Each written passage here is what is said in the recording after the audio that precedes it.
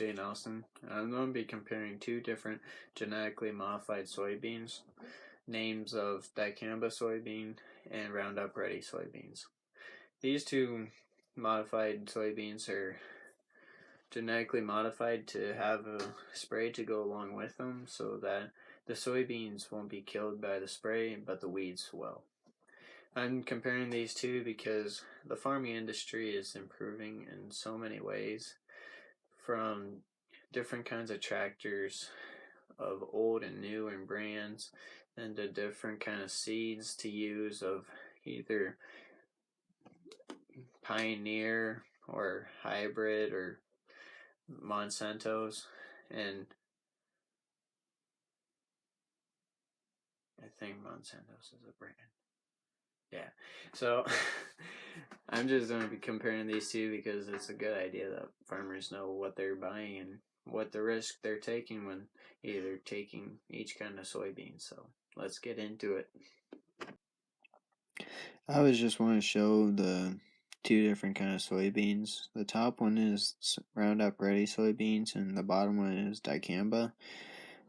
There isn't really much of a view difference between the two. It's just with the different genetically modified soybeans, it's going to be more the spray that is going to be showing where the difference is going to be at. Here is my criteria chart we'll be looking at. I'm going to be going over the points of convenience, performance, crop yields, what is it made for, risks, best tillage options, prices, and warranties. And these are going to be comparing both the different kind of soybeans. So we'll first talk about convenience. With each criteria point I'm going to be covering, some of the same reasonings for each one might be the same with the other, and which, I mean, there's a lot of things that add in when you're comparing the things, and some of them are the same. So the first one we're going to be talking about is convenience.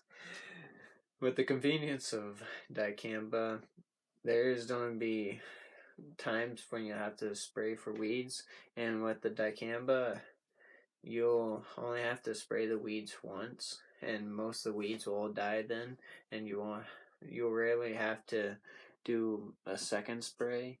And that, what the reasoning with that is because Dicamba is a newer version of genetically modified soybeans, so the weeds haven't seen that spray yet, so they're gonna die off pretty quickly with that. And the Roundup Ready soybeans, the convenience with that is going to be that you're not going to have to worry about drifting of the spray as much as Dicamba. There's going to be times when it's going to be really too windy that you can't spray Roundup crops, but with most of farmers all using Roundup Ready crops, it's not very easily for the spray to drift, and you won't have to worry about that. The next point I'm going to be talking about is the crop yield and the performance of the soybeans. This, when I looked it up, it actually really surprised me. Iowa State University did a research on it, and they kept data and all that fun scientific stuff, and they went and found out that Dicamba soybeans actually decrease in yields over each year. And I mean, like with the different modified soybeans, you would think they're just changing the soybeans to match the different kind of spray, and still expect the same performance, but when you're losing performance and crop yields, and that's not too good for farmers. But on the other hand, Roundup Ready soybeans, they either do good or bad depending on the weather, if you got rain for the soybeans or not, and then also if you got irrigation, then those farmers are lucky. But yeah. Now, for the third criteria, we're going to be talking about what each soybean was made for. Dicamba soybeans were made for taking care of super weeds, noxious weeds, weeds like mare's tail. Those are considered as a noxious weed, but A super weed, it's more or less a weed that already built up a resistance against another spray.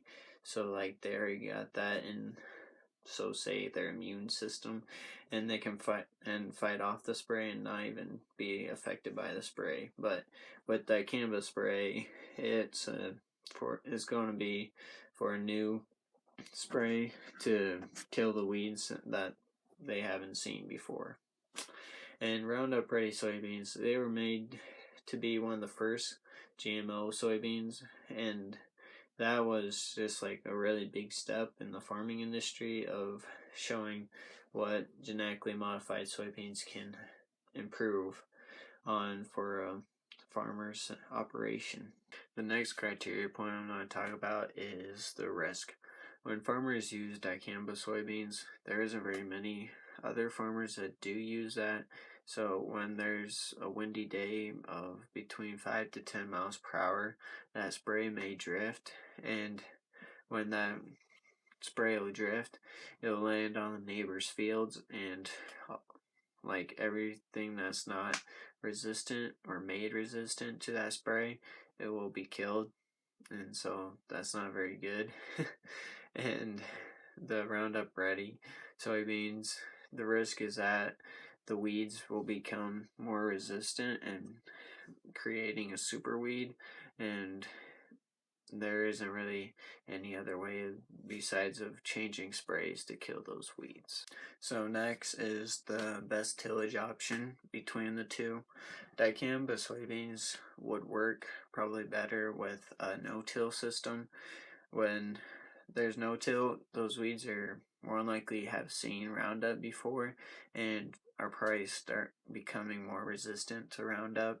So using a dicamba spray on that would kill those weeds right away, and wouldn't have a super weed created then. Then for Roundup Ready, the best tillage option is just tilling the fields when using that soybean. It would help kill off the first coming of weeds, and so you don't have to use the spray as much, and it will just help prevent from creating a super weed. The prices is another criteria point of dicamba soybeans, with being new modified, new everything, is going to cost about $65 per bag, and Roundup Ready soybeans cost about $45 per bag, which, I mean, the price is a $20 different, but with having new and improved, it will cost more. So the last point I have is the warranty. Both of them are the same.